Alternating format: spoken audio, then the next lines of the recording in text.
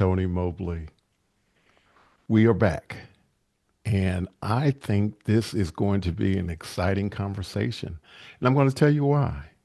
If you are an educator, or if you do presentations of any kind, if you use presentations in your house of worship, this is a conversation that you need to be a part of, and you need to ask your questions. This is Conversations with Tony Mobley, and my guest today is Mr. Michael Forrest of Squares TV, and he's going to be sharing his product, CueCam Presenter. This is episode 9 of 2025 of Conversation with Tony Mobley. We are powered by Mimo Live, and we want to thank the team behind Conversations with Tony Mobley. If you are watching this conversation on YouTube, you can ask your questions in the chat. However, if you are watching it at conversationwithtonymobley.com, you might want to use the Mukana question system, which will allow you to ask your questions. And not only will you be able to ask your questions, you'll be able to vote your questions up and down. And now we're going to get right to it. This is Mr. Michael Forrest. Thank you so much for being here with me today. I know it's very late for you. You are in the UK, and I appreciate you staying up late to participate in this conversation with me. Welcome, Michael. Well, thank you so much for having me on again, Tony. I appreciate it. Yes, it's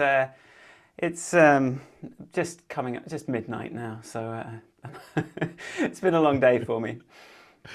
Okay, so we're going to get right to it. So the very first question is, please talk about how you got started in your love for technology. My love for technology. That you're assuming I love technology.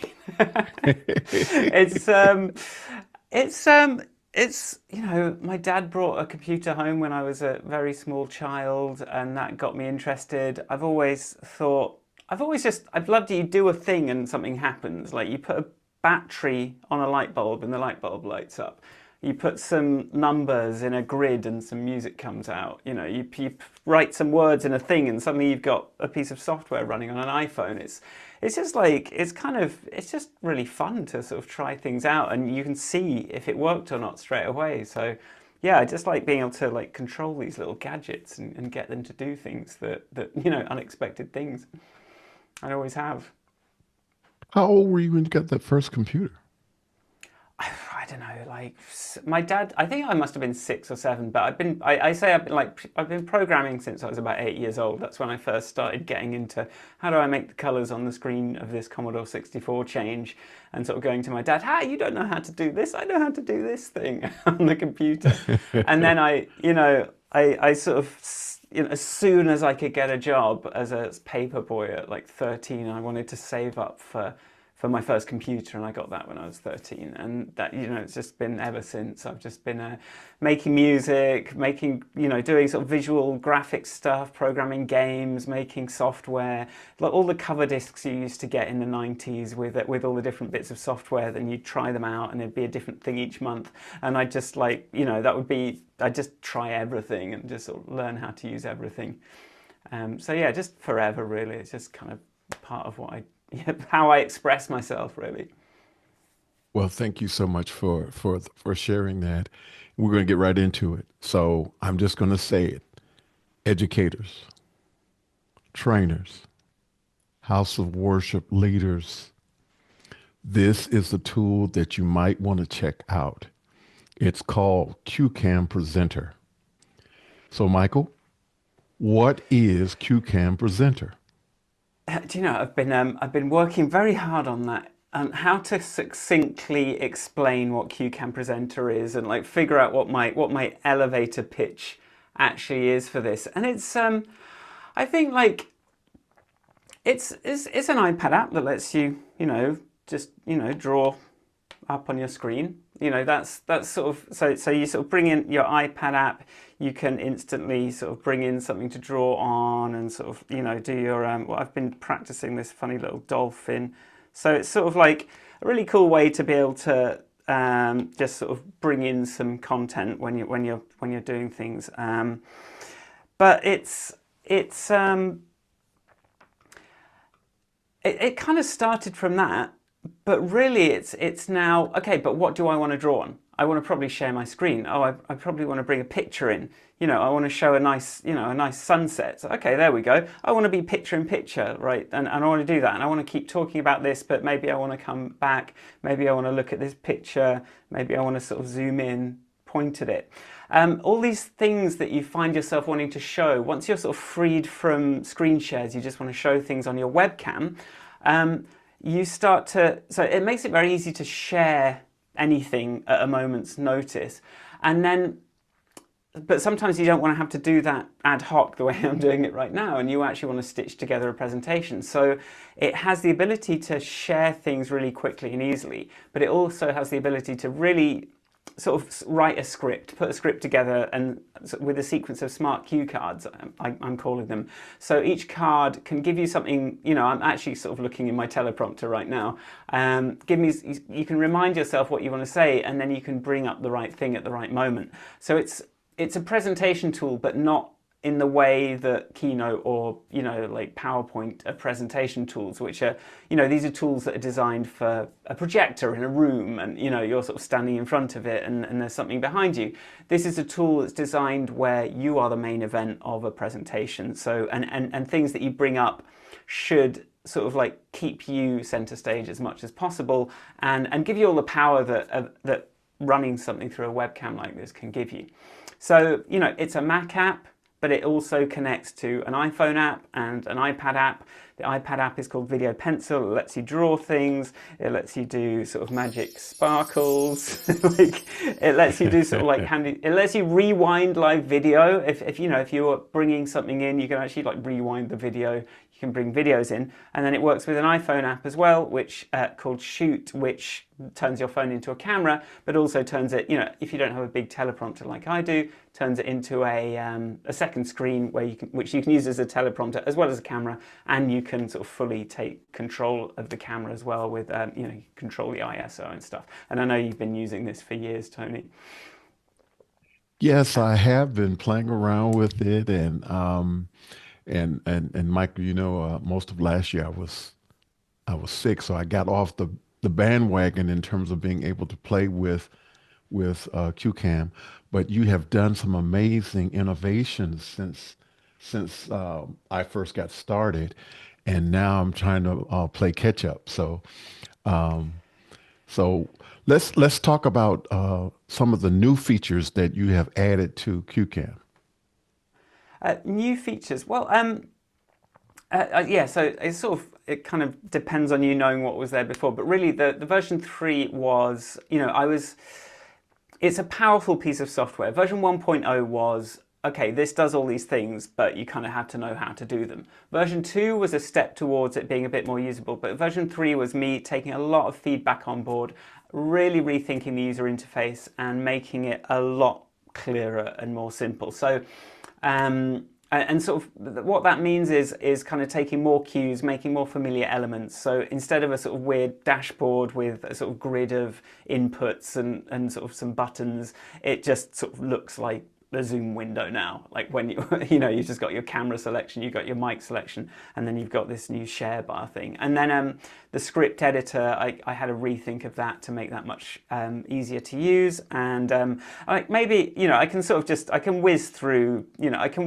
something. So on the website, I have this announcement, but I have a sort of couple of things here. So this is the dashboard. This is sort of gone. It was a bit complicated. And instead we now have this. So you just select your camera, your mic, and we have this share bar at the bottom, and then the share bar just lets you instantly bring something up. So it can be like a second screen, an image, a video, like that blank board thing.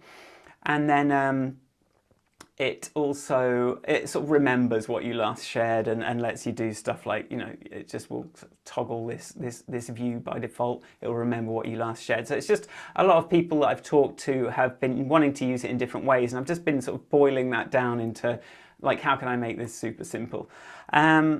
And then, I got rid of this weird pink button that I had in there, this thing up at the top, which was, I think, and the problem, what I was doing there was, I think the problem was that I was still showing the editor while you were presenting, and so then I was trying to sort of catch your attention with this, but then I realized I just needed a separate presentation mode. Like in Keynote, you go into a different presentation mode. So now you go into this presentation mode, and it's just, you sort of see your cards. So I didn't need that thing, and the window is the button now. You just press the right arrow or you click in the window and it goes to the next slide. So just kind of taking those cues, realizing those points where I'd maybe overcomplicated things, because, I was coming at it from a very different direction. I was coming at it from that Mimo Live OBS kind of eCam Live direction where anything is possible, trying to distill the essence. And I think, version 3.0, I've managed to really improve it. And of course, the other thing in the new version is I've done this new kind of slide design that makes it very hard to make anything ugly.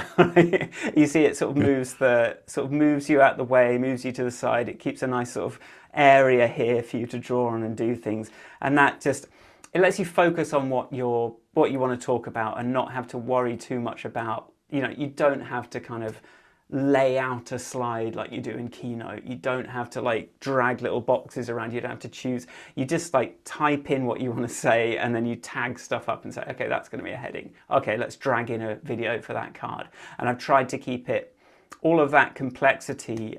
You don't have to be a graphic designer. You just have to think about what you want to say. And I think that's going to be really welcome for people that, don't want to spend hours like figuring out what font they're going to use in Keynote and stuff like that. We That's have a the question. new version. Yeah, we have a question from John Phillips of Murphy, North Carolina. Can I integrate with NDI workflow? Well, I mean, my question is like, to what end? Because Video Pencil is an iPad app that has NDI integrated. But what I've done with CueCam is, instead of, I don't really like NDI.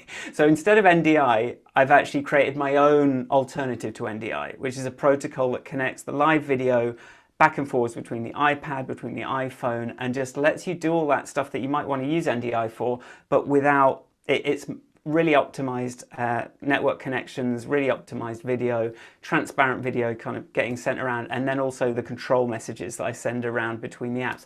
So you could sort of kludge in NDI depending on what you want to do, but I've really sort of like removed the need to kind of bother with that stuff. That's kind of been my goal here.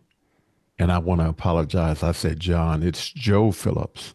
And Joe, please ask more questions. Please ask more questions.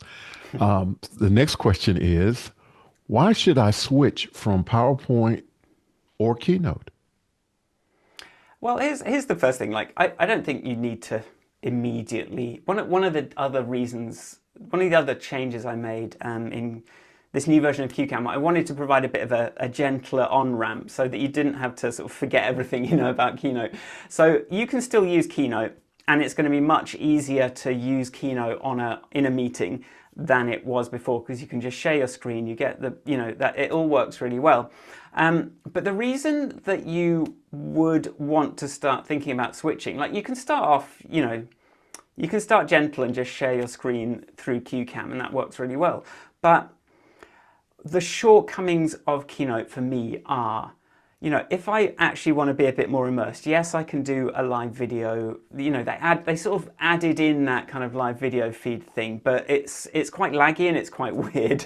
And then getting that into your webcam, now you're sharing your screen, and it's not laggy, but like, once you sort of have microphones and you're connecting different things, I found it a bit awkward. And actually, one of the first office hours I appeared on, I was doing it that way, and I just was like, I just want there to be a smoother, more direct way of being able to present like this.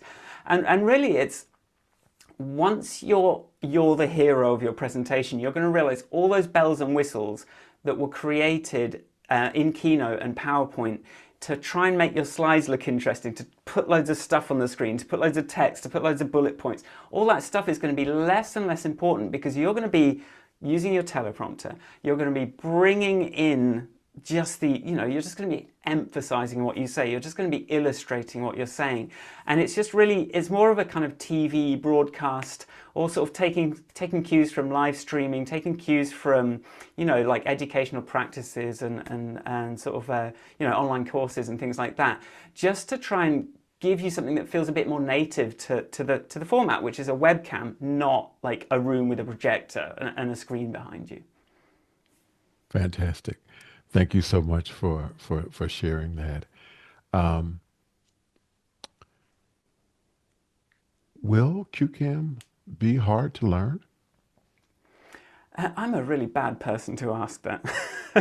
Will QCAM be? I think with QCAM, compared to hit the ground running, to do the things that you're going to want to do, compared to something like OBS, it's going to be so much easier because all this stuff that you would have to configure, set up layers, do all the things, I've got to send my NDI back and forth. I've got to figure out, how am I going to have a scene for picture in picture? All that stuff is just sort of like automatic out the box. So for that kind of thing, it's going to be much easier, but you sort of have to know what to expect from it. And because it is quite, I would say, a very innovative piece of software, I'm bringing a lot of stuff, but your expectations might not be there to start with. You might not realize, oh, I can just pick up my iPad and start drawing and it's just going to work. Oh, anything I share on my desktop is appearing on my iPad screen and I can zoom in on it with the iPad.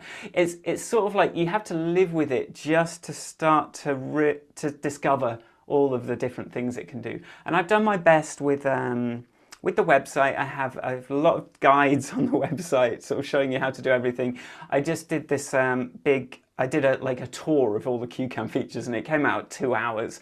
So that's on the website now. So if you want to know all the nooks and crannies, you can find them. But I would say it's what I see of new people coming in. It's sort of like they say, "Oh, how can I do this?" And I say, "Well, if you think about it like this, then it's actually much simpler." But it's more like reprogramming your expectations is more likely to be the hard part, because the software makes a lot of things much more straightforward than they would be on any other like tool. Thank you, Michael. Now, I want to reach out again to the trainers and educators. This is a tool that you definitely want to consider. I've been playing around with it now for almost 2 years. I think it's about 2 years now, Michael. Is that right?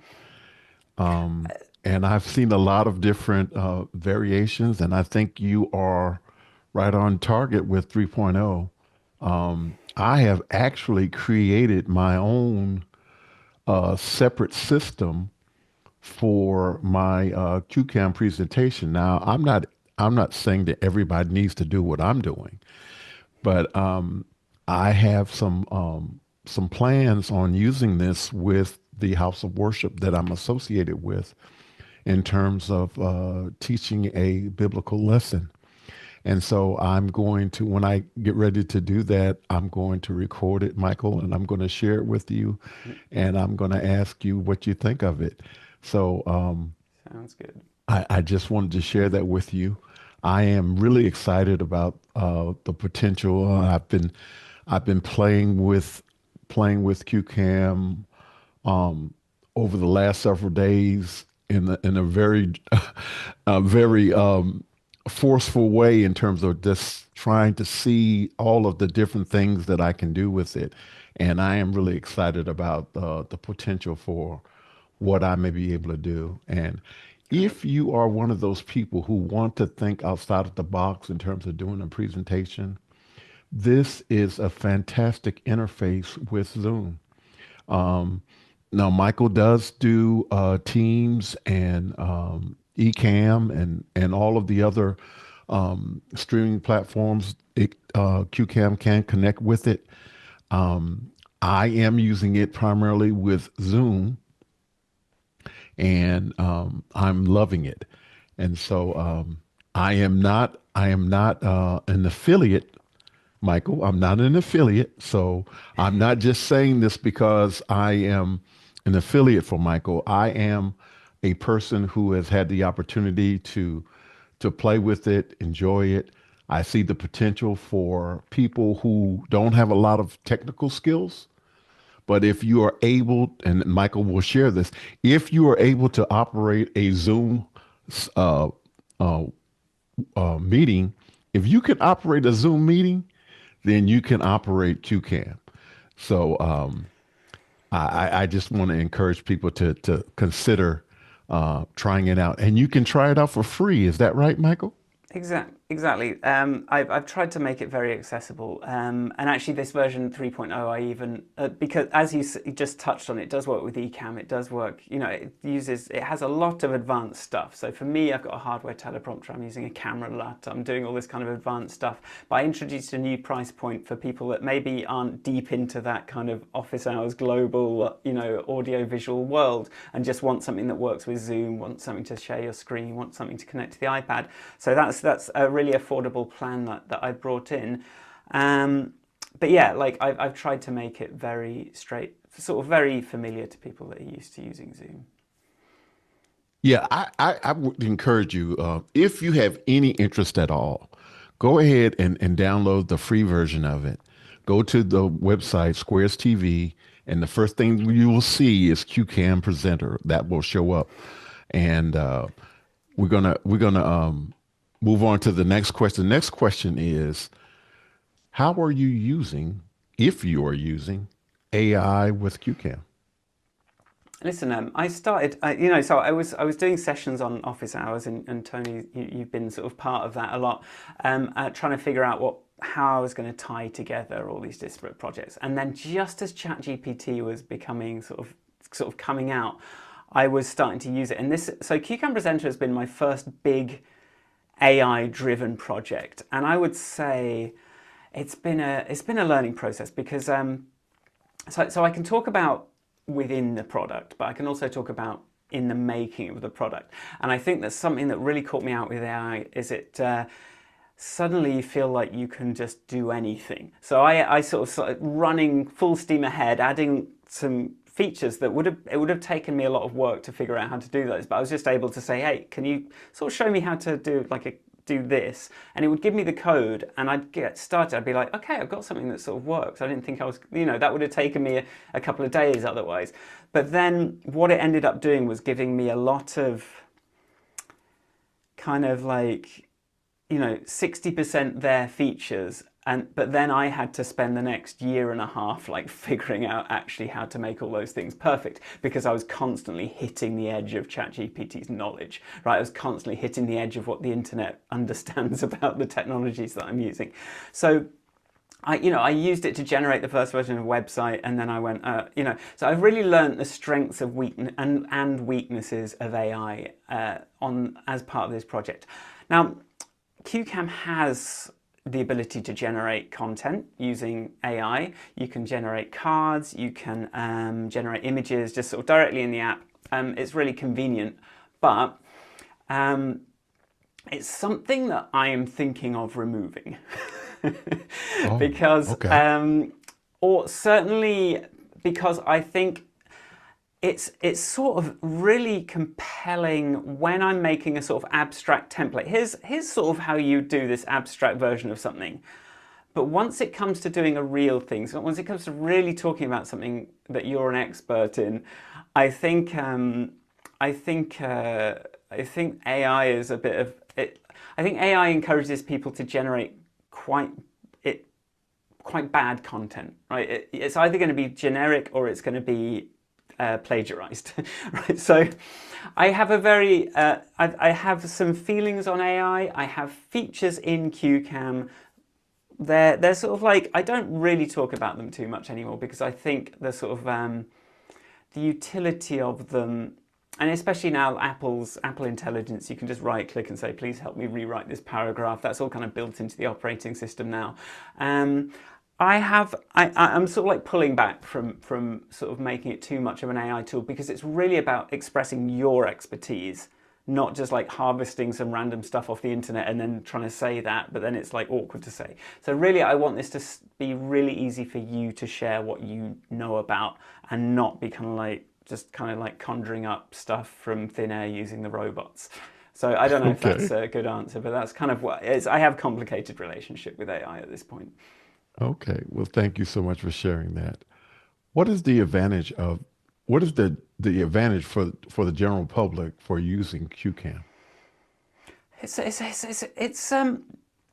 think, do you know, I talk to my parents on Zoom, every couple of weeks, actually Google Meet. And how, think about like, okay, you're just talking, having a conversation, but then you want to say, oh, like show a picture of your child. And when I'm using QCam on my call, I can just be like, oh, here he is. Hey, look, how cute is he, right? I can just bring him up and then I can just go, right? And I'm just like, suddenly, all that, and I'm not having to sort of send a picture on WhatsApp, right? I'm able to just bring it into the call. I'm like, if I'm kind of like scratching my head, I'm like, oh, maybe if we did this, let me just, you're trying to explain something. Oh, I can just grab my iPad and draw on it. I think for the general public, I would like to see, and I don't know how, I think general public is a long shot for me. I'm just trying to find the esoteric public at this point. I'm a solo entrepreneur, working alone, programming, doing all the marketing on my own. So just Yeah, that general that public wasn't feels maybe it wasn't a long fair of way me to off. even ask the general public. So the assumption would be if you have a Mac computer and an iPad. If you have a Mac computer and an iPad, just talk about some of the amazing things that you can do with QCAM. Yeah, so what can you do? You can, right. So all you do with CueCam, you start it up, you give it a couple of permissions, and if you fire up the app on your iPad, that just connects, right? So straight away, we have this ability to do loads of stuff. We can draw. I've shown you that. We can, if you've got a PowerPoint, you can use this kind of handy little laser pointer. You can bring in a blank board to sort of draw something on and, just quickly sort of show an idea, hide that away. You can share your screen. So, I can sort of share a browser window and I can sort of like zoom in on that and kind of pan around that and say, hey, look at this. This is the new pricing. So I can do that from my iPad and sort of and I'm drawing on the Mac screen. We can actually some more advanced stuff depending on what video coming in. You can do interesting stuff like rewind the video that's coming in. And my favorite, I like doing sparkles and like live titles. If you can get the hang of it, I think the more technical your language, the more like cerebellum. Sometimes it's there's some more sort of advanced features that take a bit of practice but then it's just going to give you all that power, but without having to do all the configuration that you would usually have to do in order to be able to unlock that kind of power. It's just really like out the box, this stuff just works in a way that there's nothing else out there that does this. Yeah, and I think to be clear, you can just do all these amazing things with an iPad and a Mac computer. Yep.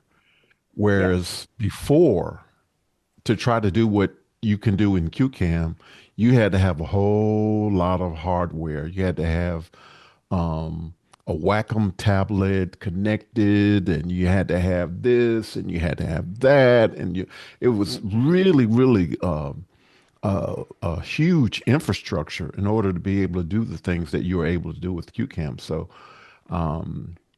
I am in awe. And the first time I shared in the early days when it was just video, pencil, and shoot, in the early days I shared it with my family members, and I was writing on the video while we were in our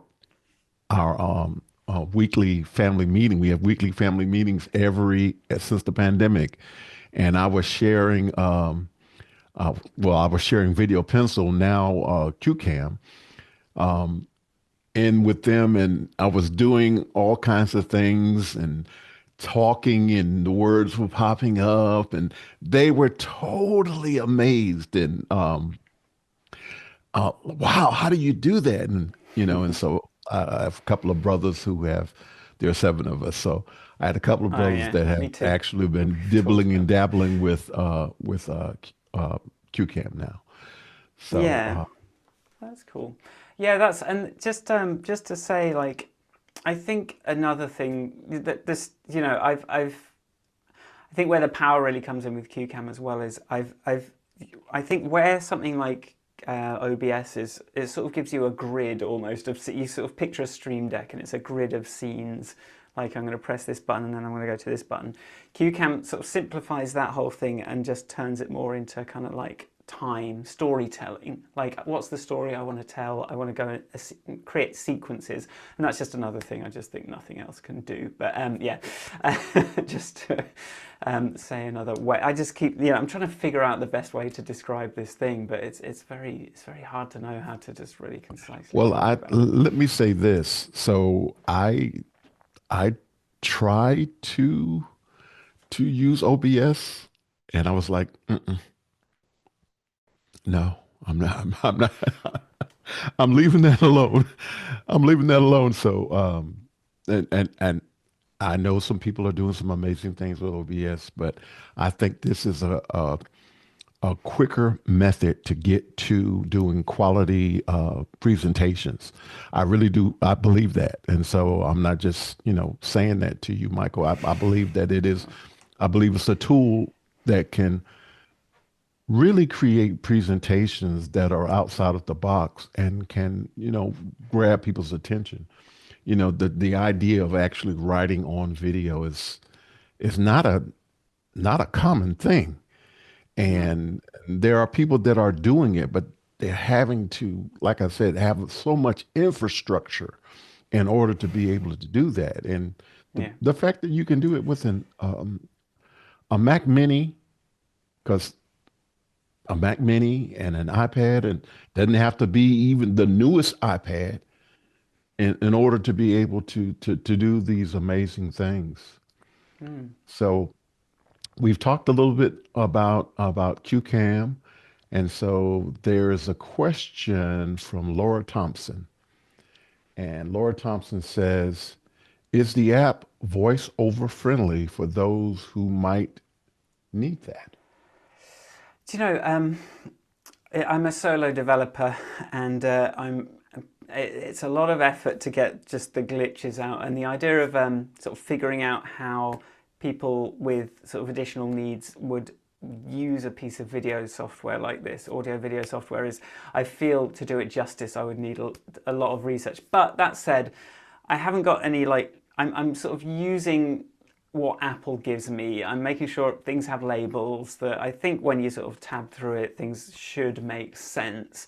But I can't say that I've done a lot of testing on there because it's been all I can do to get this thing working for me who understands it, who kind of like a person without any sort of special needs. So I mean, I would love to hear feedback from anyone that I'd like to talk to anyone that does need those features about their experiences of trying to use QCam in that way, because I had one really interesting conversation about Shoot, which is, like I was like, well, someone that with impaired vision, like how are they going to use a camera app? And then there's all these kind of interesting things that you can do, like you can sort of describe the subjects in the scene and the framing and do all these advanced things. And I sort of think, yeah, it's a can of worms to figure out, how would I do justice to those different ways of using it.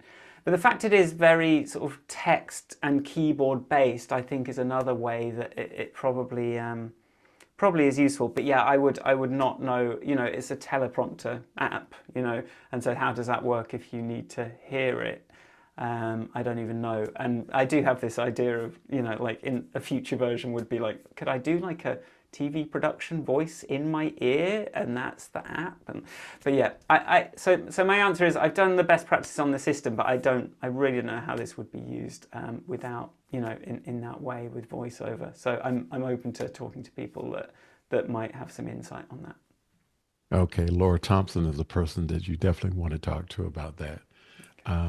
She is she is an advocate, and she will definitely give you some insights into that. Cool. Um, are there any additional projects that you can talk about?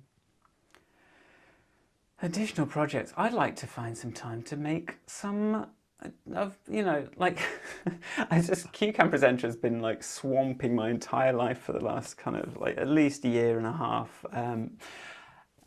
day and night. So it's sort of, I've got a TikTok project that I'm working on. Like I've got like sort of I want to. Yeah, I've got artistic projects that I want to get back to, and one of the reasons that I've made QCam was because I wanted to be able to really easily share all that kind of stuff that I was doing.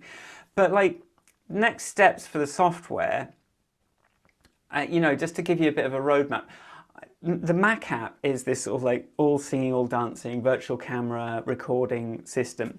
The next thing I want to start doing is bringing elements of those features as sort of standalone iPad. Like, so Video Pencil could maybe, if you're not, because you can't use it as a virtual camera, but you still might want to use it as a recorder, bringing features of QCam just so you can just use them on the iPad, bringing, or maybe features into Shoot, or having it so that you can edit your scripts on the go, and like maybe record them as you're running along the river, like using the sort of teleprompter stuff, bringing in the content, but being able to sort of do that stuff slightly more standalone on the different devices. So I'm sort of thinking about how can I kind of turn everything that I've learned and sort of repurpose that and bring that across the different platforms and make those more useful. But yeah, Shoot Studio needs some love as well. The remote control. I know I've got Windows users out there using my camera app, and I'd quite like to kind of give that a lick of paint because I've had quite a lot of ideas with that. But yeah, I'm never short of ideas. It's more just there's not enough hours in the day, and then I tend to spend a lot of time just, now I've just got version 3 of the app, and it's like, okay, but the website still has documentation that needs to be updated. I'm doing user support calls. And of course, the next thing, the other project that I announced and in my event is this You Can Present webinar that I'm starting soon, which will be a weekly thing where we just get on a group call and just use QCam together, and I'll sort of maybe give a little task or something. You sort of like work on it, and I'm there to help and give a bit of moral support, and we'll create a little bit of a routine around learning QCam and sort of getting better at online presentations. Well, speaking of that, let's try to do a little experiment, or should I say a lab, with Tony Mobley using Okay. CueCam. How about that? So, team, I'm getting ready to switch over to my CueCam setup. And let's see. Okay. There's two of me. Help.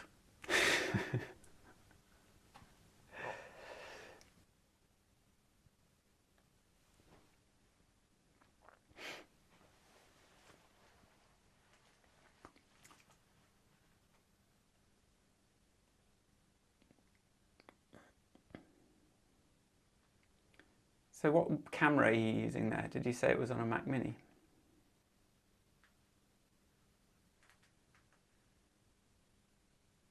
Mm,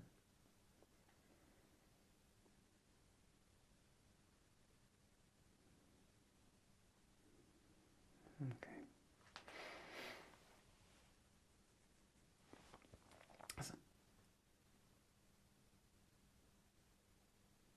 Yeah, yeah. You can see. Oh, is it?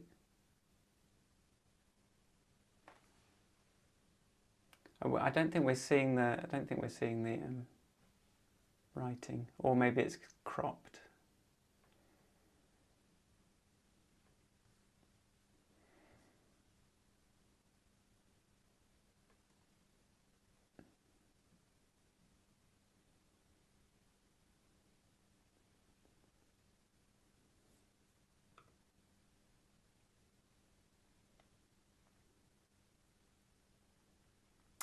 lab. So I'm assuming that if we weren't seeing any writing, yeah, you need to be on the CueCam input here.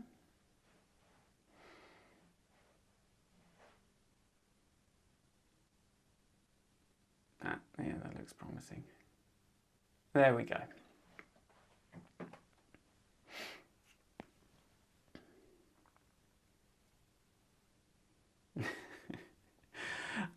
I need to sort of give live titles a look, because it just seems like whenever you need it, it goes flaky, and then sometimes it's really reliable, and then sometimes it's really doesn't work. So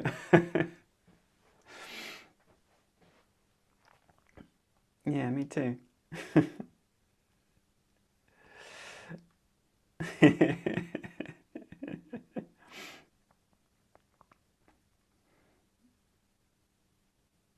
Oh yes.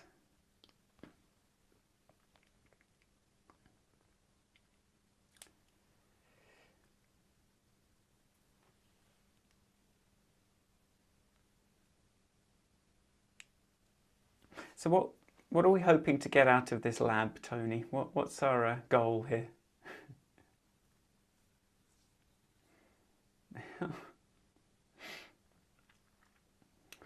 Well, I can share my CueCam maybe.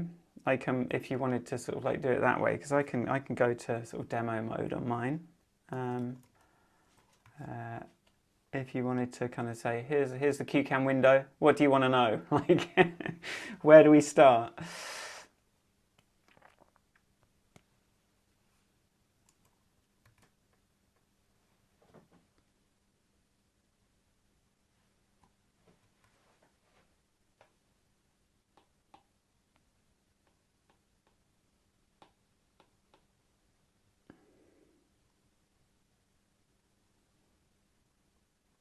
Everybody who's watching and listening, this is an error on my part, not representative of QCAM. So we yeah we probably should have I probably should have done this with my team prior to us getting on this call tonight. Um, but yeah, we're back. So I really don't want to. Michael, can you just go ahead and demo a few things? Um, Yeah, I really, I can yes, show some stuff. please. So, like, here's the sort of main CueCam window. You can see here, Zoom is connected. This might be a bit small, like so we can see that it's being used as a virtual camera by Zoom. Here's the mic selection. So you can select your mic, but we've got some fun features here. Like if you kind of look here, this is actually kind of like a pretty sophisticated audio thing. So that's something else with CueCam is it takes care of all that audio sharing stuff that is a nightmare. I know, Tony, on your main machine you're using like audio loopback and things like that to just get stuff to work. Right. CueCam doesn't need all that Yes, stuff. absolutely. If you you can sort of pick your camera here. We can sort of control the green screen. And here's the share bar. So the last thing I shared was Arc. So if I click that, it's going to share that Arc window and it's going to put me picture in picture. And that's with a green screen. But if I don't want the green screen, I can just be in a circle. And I'm quite liking this. Actually, the last thing I did was, when you're sharing, when you're full screen, it just sort of shows the background, but then when you're sharing, it shows you in this nice style. Is that coming through? It's looking a bit frozen to me. I think because I shared. Yeah, I think because I shared the. Yeah, there we go. Right, so we're kind of like this. I think the way demo mode works is a bit weird when I share a screen.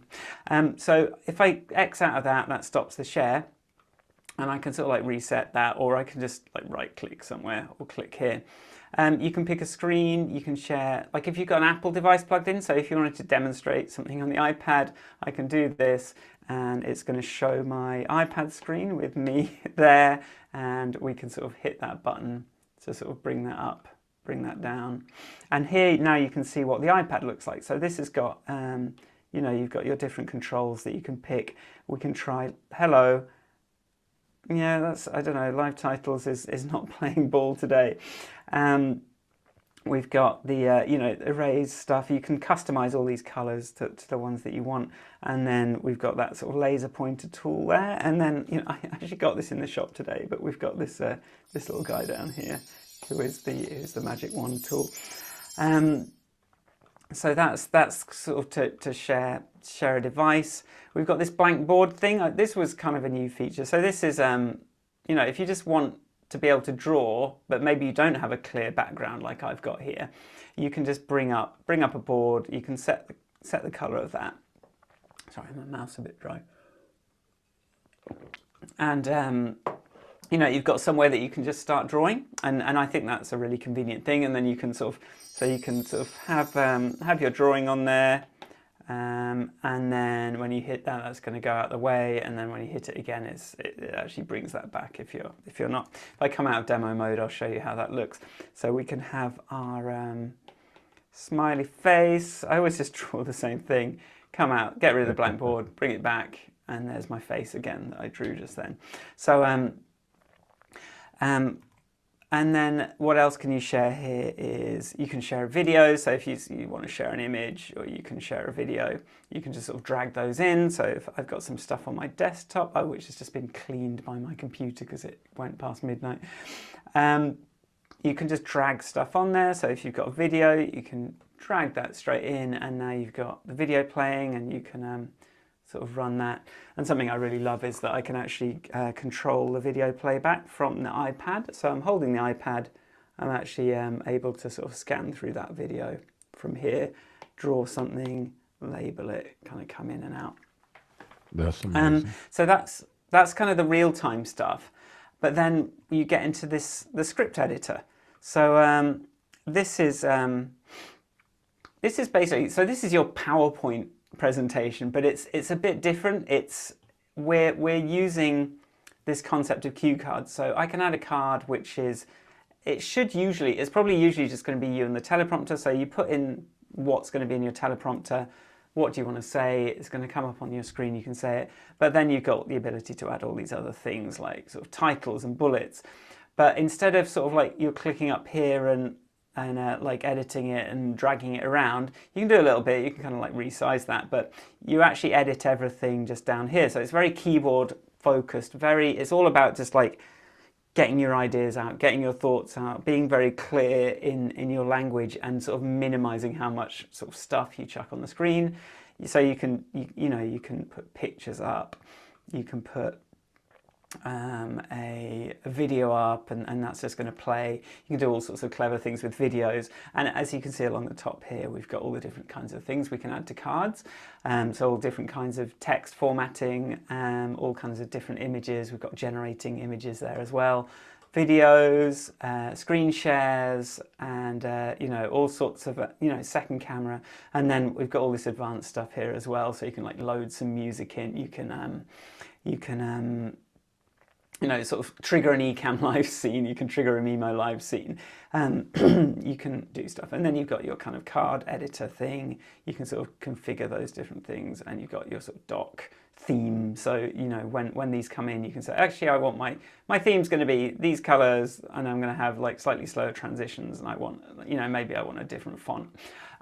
So I kind of keep that visual design stuff to a minimum, just so that you can focus on writing up these cue cards. And actually another 3.0 feature is just give me the script so that I can just focus only on like the words that I'm going to say, and sort of not have any other distractions, which I think can be a really sort of useful way of approaching, coming up with your actual content. Because I think tools like Keynote, especially tools like OBS, it can be quite hard to stay focused on what you want to say and what you want to talk about and what because you get so sidetracked with like the slide layouts and the designs and all the different features and the things. I want you to just be able to write and kind of like put stuff together like that. So that's a sort of whirlwind tour that I'm sure was too fast for anyone watching that hasn't seen it before. Well, I'm going to encourage anyone who missed it to go to Squares TV and watch the content on the website. Also, I want to lift up John During, who is a advocate for Squares TV. He does YouTube videos, and his YouTube videos typically are about 2 minutes or less. And he is phenomenal in doing the CueCam Presenter in a variety of different kinds of ways. He does some amazing things in and out, and just things you wouldn't even think of to do. And um, so I encourage you to go to YouTube and look up QCAM Presenter, and you'll find John During there, and he is sharing some amazing things that he's doing with QCAM, and also Dr. John Idelson is also doing some amazing things with QCAM. And so we are getting down to our last couple of questions, and um, what's next for Michael Forrest? We know you have to give Harvey some time. So Yeah. just tell us what's next. As I say, like I've got some artistic projects I'm trying to get to, but also, yes, I have a 1-year-old child that I is needs. He's fun, so like we want to take him more places and do more things with him, and we have to think about what's next for him. He's nearly walking. We can sort of like walk him along now in public, so that's nice. But yeah, like what's next is, as I say, like I'm looking at features, but I just want to like focus on making some stuff and just using QCam a bit more. So the way John During is, I think it's made over 100 videos for the channel, and I'm going like, I've made this tool that makes it really easy to produce a lot of content, but I never make any content, and I've got all these content ideas and things that I want to do with it. So that's something that I'm hoping to find time to do as well. Absolutely. You're speaking to the world. What do you want the world to know? That's an easy question, isn't it? I want the world to know that even when stuff seems really bad, nothing's ever the end. There's always something after it. Like nothing's ever the end. Nothing's ever the last thing. As horrible as it may seem, there's always something after. And then it can be good, but then there can be something bad after that as well. But like it just keeps changing. The song keeps changing. So just don't lose hope. Thank you, Michael Forrest, and thank you for QCAM Presenter. Conversation with Tony Mobley is produced by valued audio visual professionals who meet daily on office hours. We are also looking for people who might be interested in learning how to run Mimo Live. So you can go to Conversation with Tony Mobley. There you will find a place where you can ask questions on our website. If you are interested in learning Mimo Live, how to do video production using the Mimo Live system, we encourage you to check it out. Again, we want to thank Mimo Live for powering this conversation. We have conversations with real people. Stay tuned for new episodes and great conversations. We have some exciting things coming, and I will share that with you soon. Um, when you have time, we ask that you look back at the 100 plus episodes of Conversation with Tony Mobley, and we think you will find something that you like and hopefully something that will be helpful to you. Thank you, Michael Forrest, for being a part of our conversation today, for doing the work you do, and for being the person who you are. Thank you again. Next week, we're going to have Mr. Sky Gleason. Sky Gleason is a person who I met in the office hours community, and we have not had a chance to catch up. So it's been about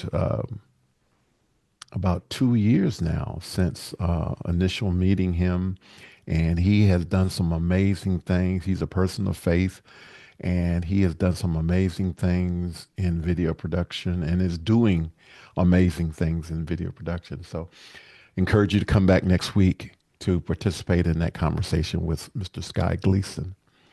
Conversation with Tony Mobley is engaging people in real conversations. If you like, please subscribe. If you can't, you can also donate. Conversationwithtonymobley.com. On our website, there are lots of ways for you to help us. So we say, God bless you. Good evening. Take care. God bless. Bye bye.